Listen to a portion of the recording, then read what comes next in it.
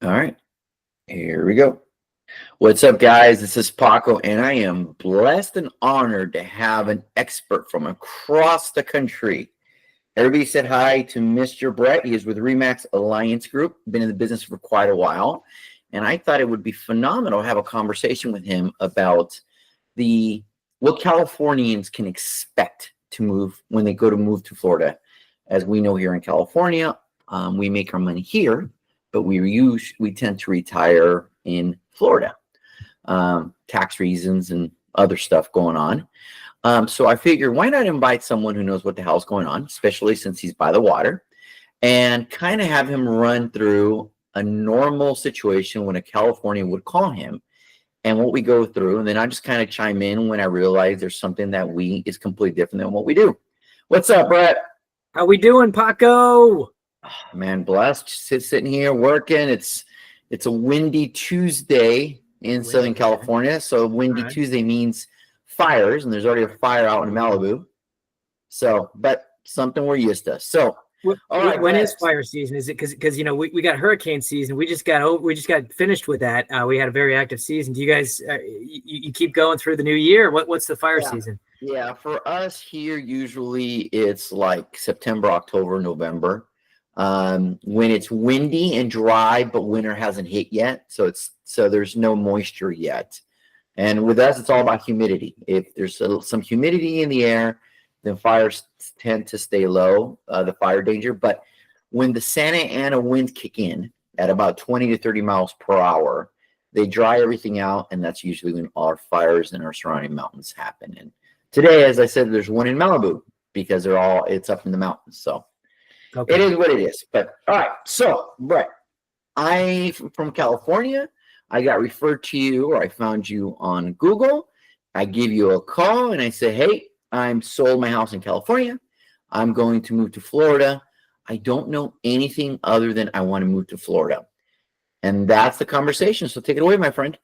Sure. So absolutely. So yeah, obviously, one side of the country versus the other side of the country, we're going to be, it's a big transition, but as far as weather-wise, yeah, it's instead of, like you mentioned, fires, we get some hurricanes here and there, but typically on the Gulf Coast, we see glancing blows, on that. We just recently had a direct hit, so that's kind of what's on a lot of people's minds right now. So might as well talk about the 800-pound gorilla right off the bat. That we haven't seen. We had the most active storm season we've seen in history. I'm a native to the area, and so I've never seen anything like this. I don't think anybody has. So that's number one. But hey, we're rebuilding, and most of the damage that was done was on the barrier island. So the way a lot of Florida is situated is you have the main Florida mainland, and then you have barrier islands, which are anywhere from 100 yards to 500 yards off of the mainland. And so that's where your beaches are, right? So you don't have any beaches that are on the mainland. You have to go across the bridge. Island lifestyle, island living, a lot of the places, like our big island is Siesta Key, as what we're known for. And so they have a village there with all the restaurants, the bars. You have the beach right there, a ton of condos, very, very active tourism spot there. We also have St. Armands, which is on Lido and Longboat. That's on Lido, and then Longboat goes farther under there. And then my farthest northern part of the territory is Anna Maria Island. So that's just south of Tampa Bay. I don't know if have a vision or visual of how Tampa Bay goes. It's kind of that little peninsula that pokes out there, and St. Petersburg is on the edge there. So yeah, as far as having the conversation with you, Paco, is to what you're looking for here, because we have a lot to offer. Whether you, like we were talking about, do you want to be on the beach? Do you want to be on a barrier island? Is that important to you? Kind of that lifestyle, or do you like fishing? Because that would be on the other side of the island, or in the if you want to get a property on the water, you can do that and be a little more protected, maybe on a canal. Or on the mainland, or on the backside of the barrier island, or do you like golf? Because we have a ton of golf courses here. We have over 90 courses in the area, which is crazy. We just have a ton of golf. So, and we have, if you want a full golfing community, meaning where golf is included, we have those as well. Or, maybe you don't want that. Maybe you want something a little more country, a little more private. We also have that. So if you move further into the inland in the state, moving only about 15, 20 miles inland, you can get 5, 10, 20 acres still. And, we have plenty of horse country here as well. So it really is, depending on what you're looking for, what your lifestyle is, we have a lot to offer. So it sounds like I got plenty to choose from. So let's just assume for this conversation that I'm moving from California and I want to move to a community. I don't want to have to deal with land. I just want to be able to wake up, golf, cup of coffee, do whatever the heck I want and not worry about anything else. So let's assume that's the direction I had. What are the major considerations that I would have? I mean, obviously price point, I'm sure that changes depending on the community. But other than that, what are the main things I should be considering when I'm looking at this as an option? Yeah, sure. So golf community, great. We got a ton of them. And so it's really, if you want to do a full, golf community where the golf is included in there. So essentially you get a membership when you buy a house, right? You get an equity membership in there. Is going to be, what is that buy-in and what are the monthlies, right? So versus if you buy into a golf community that doesn't come with it and you can buy a golf membership, that's completely different. So a lot of times too, if you are buying into that community that includes that, you're surrounded by people that want to play golf, because you're not going to buy a house. Well, I have seen it before where people buy a house with a golf membership in there, but it's a waste of money, right? Why would you do that? So you're getting a bunch of like-minded people. If you have that, you're looking for that, and it's a bonus. And, a lot of times you'll have two golf courses out there. A lot of the courses, they'll have a full restaurant, tiki bar, tennis, pickleball, resort style pools. So a lot of those that's actually newer in the last 20 years that they've been creating this kind of all-in-one golfing community. And we've been doing it more where the land's been cheap, which is further inland, right? So, because we started off, everybody wants to be on the coast, everybody wants to be in the water. And then that's gone, right? So you go, okay, where do you go from here? So a lot of the golf courses were being built on the cheap land out east. And then they go, wait a minute, why build just the golf courses here? Why not build a whole community around them? So that's what's been kind of the last 10, 20 years is what has been happening. So, things to be aware of there, definitely check out what your fees are going to be, because some of them can be substantial, as well as checking out. So we also, around that time, they created what's called a CDD. Have you heard that? Community Development District? I think Yeah, that's kind of our version of Melrose, which is you're paying a higher tax for, say, future infrastructure or future projects. Exactly right. So you're building a bridge or whatnot, and you want, the government to pay for it. Same thing. So you're building a community and you want the government to pay for it, or the municipality to pay for it up front. So you're getting the infrastructure, the roads done, the electric, the sewer, internet, all lined in the community, and the builder doesn't have to pay for that. And therefore the builder doesn't have to pass that along to you, but it comes out in the way of your taxes. It's just another tax. It's called a CDD that's added on top. So if taxes are a big thing and you're trying to stay within a budget, you're going to want to know if the community that you're looking at has a CDD, because some of them do, some of them don't. Rule of thumb, if they're newer, they probably do have the CDD, and if they're older, they probably don't. What's the average? Is it how do they calculate property taxes? Is it a percentage, or how does that work there? Yeah, so it's millage. So your lowest millage, what might be 12 mils, and your highest millage would be pushing 15 mils. So 10 mils is 1%, right? So your highest tax rate might be 1.5. I haven't actually seen anything hit 1.5. I saw 1.47 the other day. Now, of course, if you had the CDD tacked onto that, the equivalency might be 1.6, 1.7 if you're packing it onto there. So but they don't do it that way. They do it as an actual number, right? So like $1,500 or $2,500. So anything between like 1 and 1.4 would be just in that range. 1.2 to 1.4 is pretty is pretty average. So that's something we'd be used to, because our if it's a normal property tax base here, so it's 1.25. So here in California, is that pretty common across? So, here in California, excuse me, it's 1.25 unless there's special assessments, Melrose, that kind of stuff. But here's the scary part: if it's Melrose here in California, it can get above 2%. Oh wow! Yeah, so that's why I was just curious on. So the property tax is pretty much the same. That's good. And we derive, or the state rather derives pretty much almost. Most of their income from that. So we have a 7% sales tax down here on everything, right? So that covers kind of the rest of it. But we don't have a state income tax. So, because of that, they need to make up the shortfall somewhere. So they have a sales tax, and also, do you guys have a homestead exemption? Yes. Okay. So $50,000? $500,000.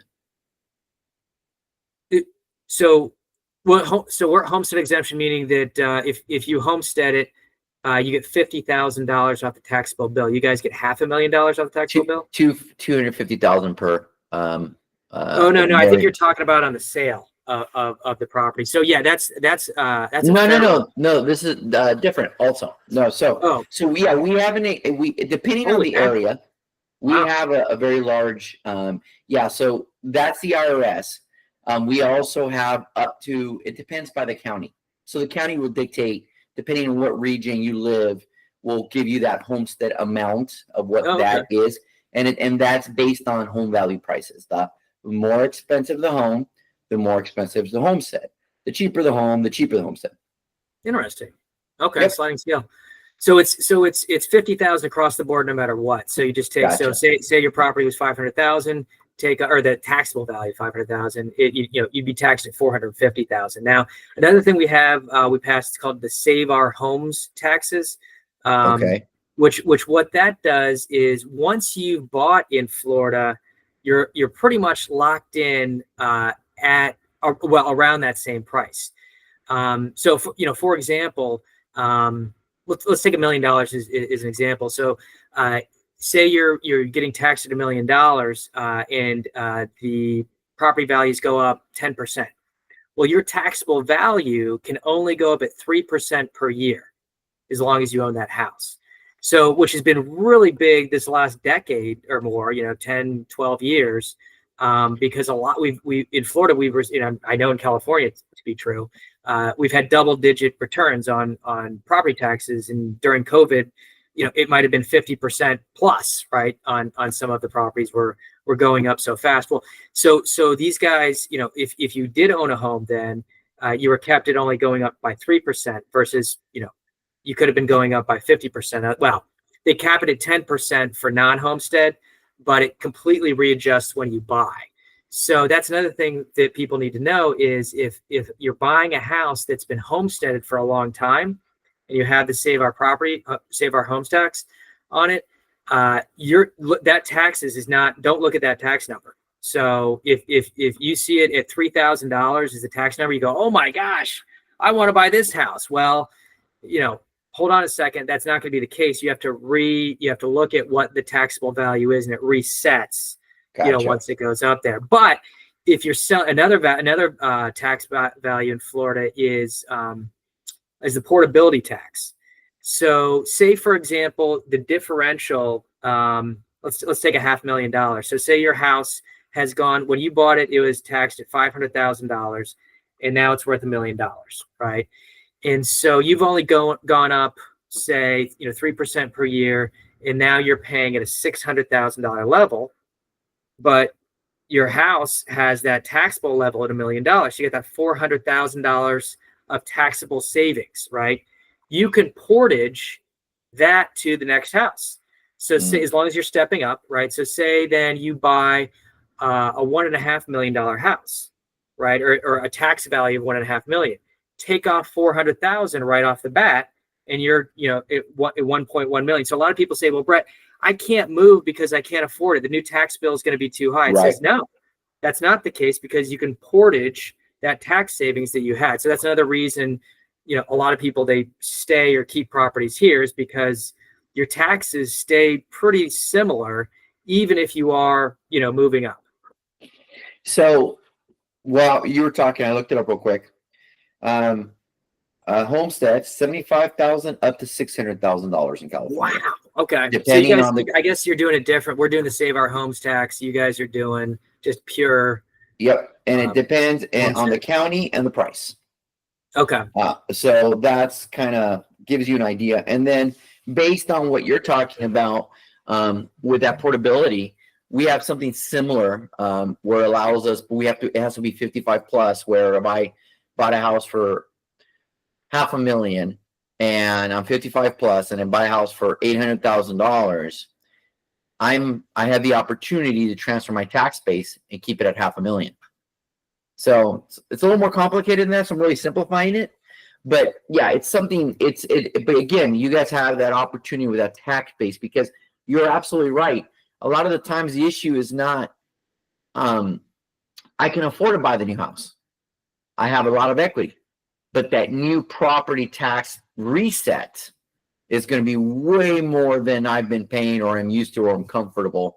And so that helps out a lot. Talk to me a little about HOAs. Here in California, we obviously have them. They range. I mean, there's HOAs that they're non-existent, meaning it's just you got CC&Rs, but ain't nobody implementing anything. You live in a community like me where it's $65 a month. And I mean, they do a good job. They just piss me off whenever they send me a letter that my trash can was left out too long, or I just got a recent one that says maybe it's time for a paint job, stuff like that. To 55 plus communities that are fully run by the HOA, like they control every part. So if I'm looking to move to Florida and I'm going into these golf course areas, my assumption is there's a large HOA presence to help manage all this. Am I correct? Yeah, so it can get, and I laugh because, I mean, a lot of people, they retire here and they have nothing else to do. So they get on an HOA board and that's their job, is to, they're a big CEO or muckety muck somewhere. And it's, hey, I'm going to be on this, I'm going to be the president and I'm going to run it like I did, this, that, and the other, but they're, so there's a lot of, and so it gets even deeper into that. So you can have a master association, right, that has 5 communities in it, right? So you go, okay, so you got to pay money to the master homeowners association. Then you have your particular community, so you pay money to that particular community because it's probably gated. So you got to pay for the guard and the road upkeep because it's private. And then if you have a condo, then you'd have a condo association to pay within that. So you'd have 3 associations there that you'd have to pay, and you have to, go by whatever their rules are. So it can get to be a lot to try to figure out, whose rules are what and what's going on. So, I mean, depending on what a lot of them are very well run. Another thing to look out, with HOAs, a thing that's come up recently has been, especially on condos in homeowners association or condo associations, which they're similar, has been the funding of the reserves, right? So a lot of seniors go, hey, I don't want to pay a bunch of money. I'm on a fixed income, right? And so when we have stuff that goes on, let's take care of it, right? We need the new roof. Let's partially fund for new roofs, right? So they might do 50% or 75% for the new roofs, and then you have a small special assessment, right? But a lot of those guys have now said, well, wait a minute, we need to fully fund for reserves because we don't know what's going to be happening, especially with storms and insurance. So a lot of HOAs, especially the ones like if you have a townhouse, and you're responsible for, the condo association's responsible for the exterior of the walls and the roof. Those are going up because the insurance is increasing. So the HOA fees are going up quite a bit on top of they're fully funding the reserves.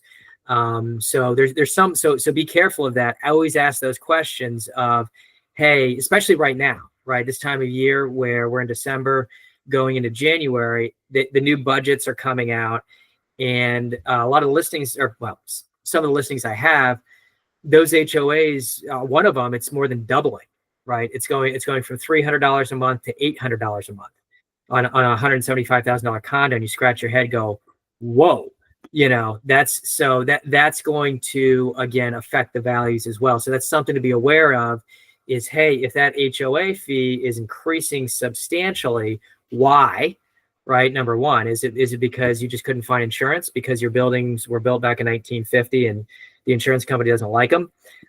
Is it because, hey, you just made a decision to fully fund your reserves? What is it? And if that's the case, if I'm buying a $175,000 condo and I'm paying $800 a month, well, maybe that's not worth 175. Maybe it's worth 165 or 160 or whatever. So those are the things to kind of think about when coming here.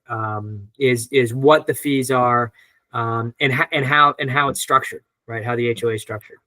Speaking of what you just brought up, insurance is a big issue in California and in Florida.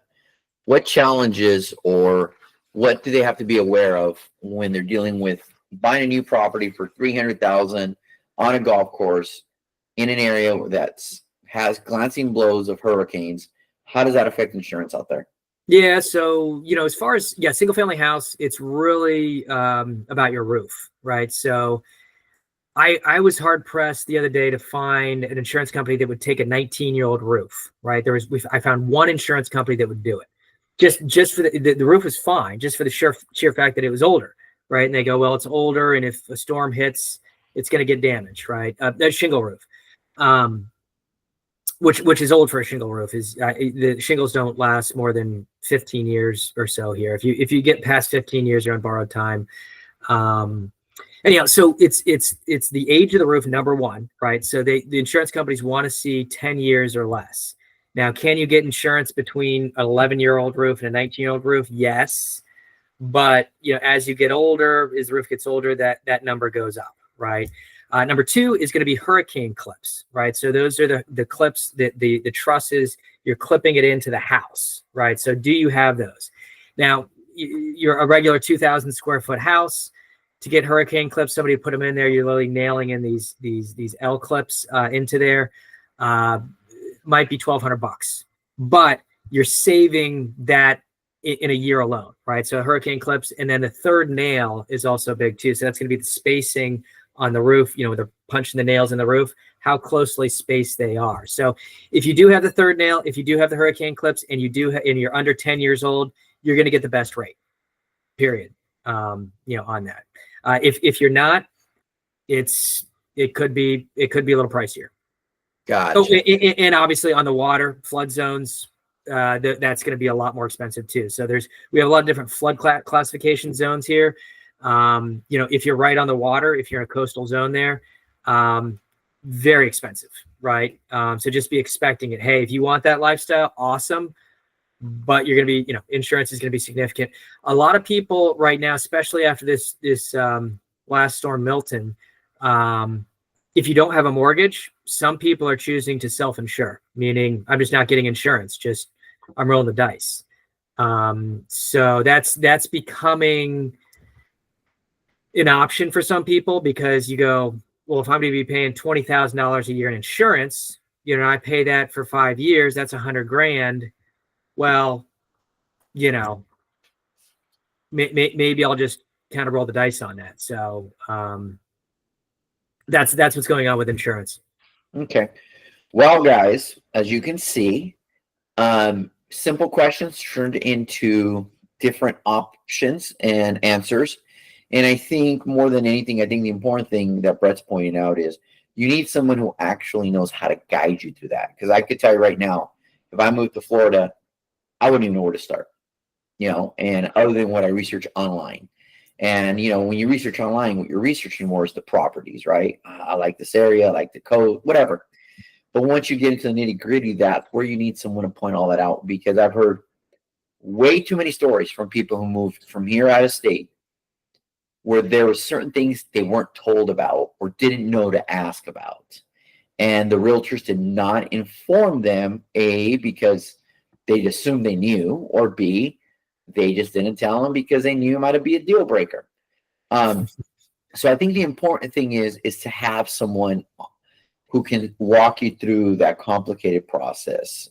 The last thing you want to do is leave California, go buy your vacation home in an area, or go through a process or have expenses you never expected because you just didn't know. And now all of a sudden your retirement is stressful. And Paco, to echo onto your point, with the world changing in August, with the DOJ changing the rules and whatnot, that you have to have a buyer's agent. You have to sign a buyer's agency agreement.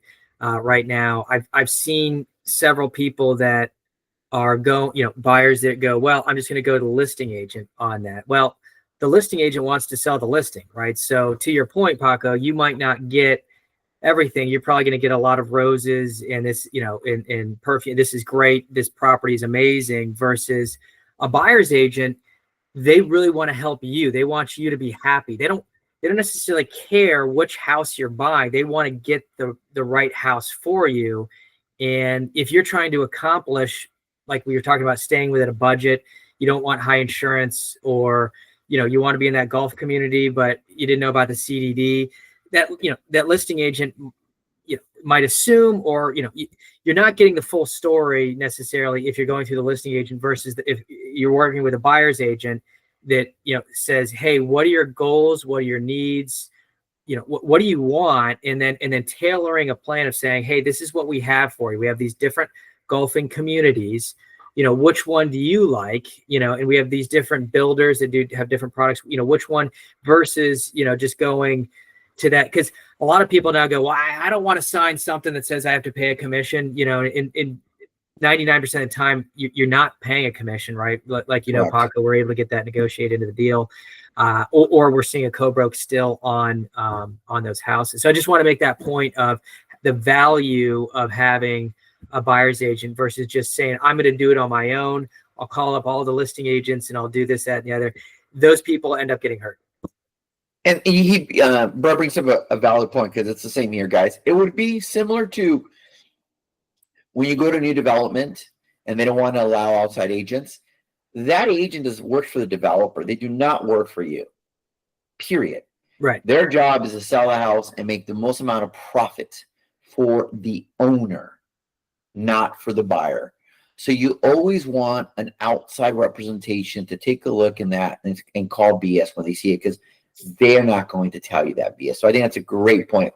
So what I'm going to do, guys, if you guys are looking to move to Florida or just have questions, I'm going to put all of Brett's contact information. Make sure you mention my name. Let them know that you got my info from me. Brett is a great resource, and as you guys can see, he understands the ins and outs of the area, and that's all you need. You need someone to help start at 3,000 feet. Hey, I want to move to the state. To 1,500 feet, I want to move to a certain area. To in the weeds, I want to move into this kind of community.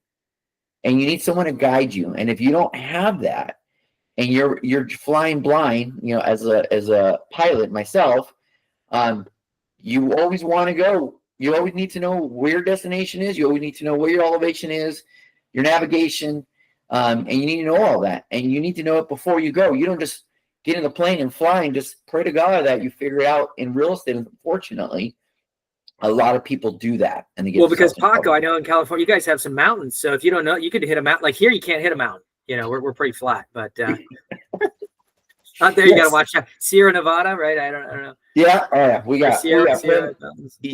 got plenty of mountain ranges. So any last words, Brett, to people who have any parting comments to anybody interested in moving to Florida?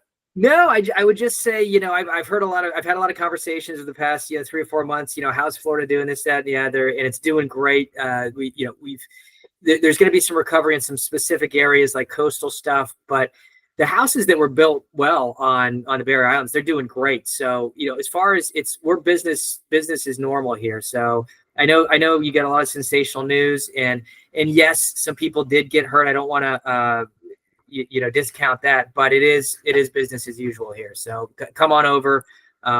It's pre-storm. Everything's, I got all my storm stuff picked up the other day. So I'm feeling good, Sounds good. Well, Brett, I know you're a busy man. I appreciate your time.